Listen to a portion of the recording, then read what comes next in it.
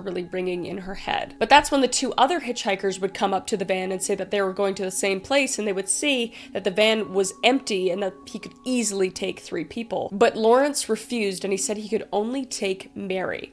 And now the alarm bells started to ring in Mary's head, but she really couldn't stay out much longer because she would literally have to spend the night out in the streets, basically. And she just really wanted to get to her grandfather's place. And the 2 people literally told Mary, "You should not get in the car with this guy. Like, this is bad news bears." But unfortunately, she was desperate to get back, so she got in the car. And inside the van, she said it smelled like cigarette smoke and sweat. Kind of like my Aunt Lisa's house. But Singleton's easy and paternal demeanor quickly put Mary at ease. So they drove for a while and everything seemed pretty normal. So Mary felt comfortable enough to doze off because she was really tired from standing all day hitchhiking. When she woke up though, she started to notice that the signs on the road were different. And by different, I mean they were going in the wrong direction. And Mary would voice this to Lawrence, the driver, but then, without warning, Singleton veered off the freeway, and Mary's pulse quickened. Her instincts really started to flare at this point, and she asked him in a calm voice where he was going, and Singleton just told her that this was a shortcut. But the hairs on the back of Mary's neck started to stand up. Something was very wrong. So Mary would start to look around the car, just trying not to seem panicked, but also just trying to assess the situation and not to ring any alarm bells for Lawrence at this point. And she would notice that her shoelace was untied, and thinking that she might have to run away at some point, she said to herself, okay, I need to tie my shoelace.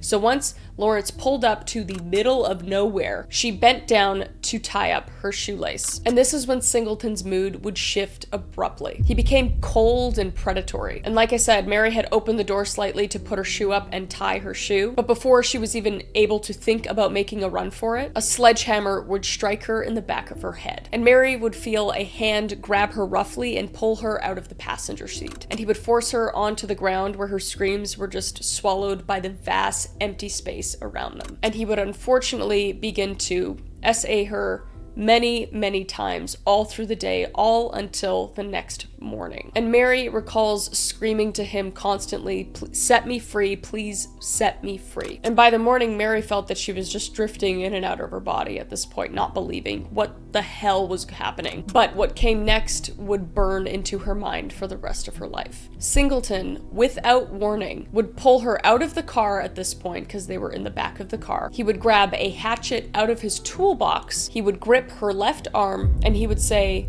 "You want to be set free?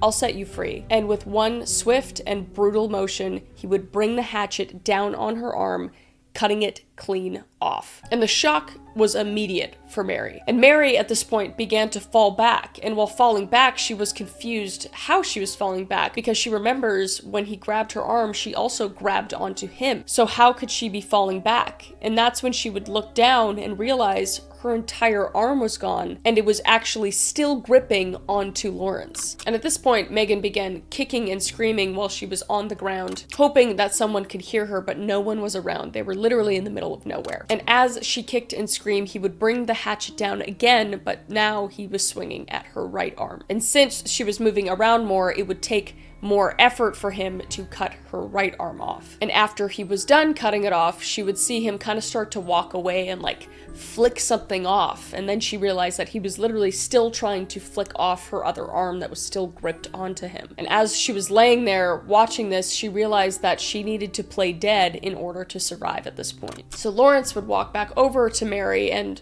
thinking that she was already dead or close to dead, he would grab her body and drag her over to a 30-foot cliffside and toss her off. And Mary would break 4 ribs after she fell down, and obviously she was suffering from extreme blood loss at this point and would have both of her arms completely severed off. But something inside her refused to let go. So she would push herself up with every ounce of strength that she had left and told herself that she couldn't die because she was not going to let this man do this to another person. So naked, bleeding, and on the verge of death, she used her remaining strength to pack mud into her wounds in her stumps so she would slow down the bleeding. Then she would climb back up that 30-foot cliff with no arms and nearly half her blood gone at this point. And though it would take a while for her to get up, she would get up to the top of that cliff. And by the time she reached the top, it was now pitch black outside, in the middle of nowhere, mind you. So as she was walking through the brush, she would hear cars from the distance, and that was probably where the road was, so she went towards the car noises. And soon she would make it to the side of a highway. And after she got to the side of the road, she was hoping and praying that a car would come by, and soon after a car did come by. It was a sports car with 2 men in it, but as she was waving for them to slow down, they would just speed right past her, and all her hope would just drain, because I can't even imagine going through all that and then seeing just a glimpse of hope with headlights and then it just going right by. But then also, she kind of did understand that people weren't stopping because she was literally a, like, filthy, naked woman with no arms waving in the middle of the night on the side of the highway where no person should be. Like, I personally, I don't know. I mean, I would absolutely call the authorities, you know? No, I'd stop because I've read too many of these stories. I would have stopped. These guys are assholes. But anyway, thankfully though, not too long after, a passing couple who were actually lost and on their honeymoon spotted Mary and realized the severity of her condition, unlike the other assholes, and would rush to the nearest phone to call paramedics with her in the car as well. And then she would be airlifted to the closest hospital. And upon arrival at the hospital, Mary was immediately placed into intensive care, and her condition was obviously critical. She had lost a tremendous amount of blood, half of her blood in fact, and her severed limbs were obviously a medical emergency that required immediate attention. So surgeons worked tirelessly to stabilize her condition and prevent infection, and to obviously close the wounds in her arms. And while it was impossible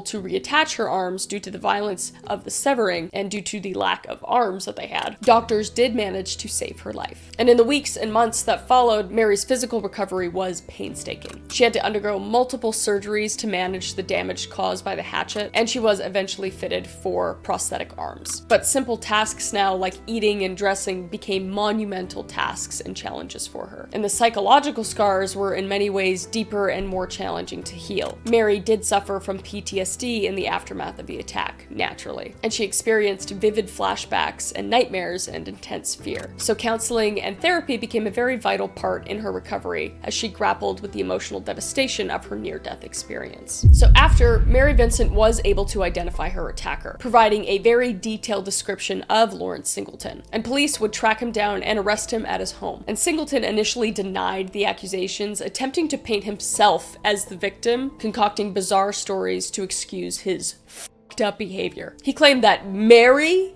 had threatened him and even attempted to blackmail him. What the fuck? But his attempts, luckily, were dismantled by the overwhelming evidence. The physical evidence was bloodstains and hair in Singleton's van that were Mary's, along with the hatchet that he used in the attack and some other DNA evidence. It was basically just like, he was obviously the perpetrator. So in 1979, Lawrence Singleton stood trial for his crimes of kidnapping, grape, attempted murder, and mutilation. And the trial did draw considerable media attention, as the brutal nature of the crime and Mary's incredible survival captivated the public. And Mary Vincent, despite her trauma and ongoing recovery, took the stand and faced her attacker in court like a badass bitch.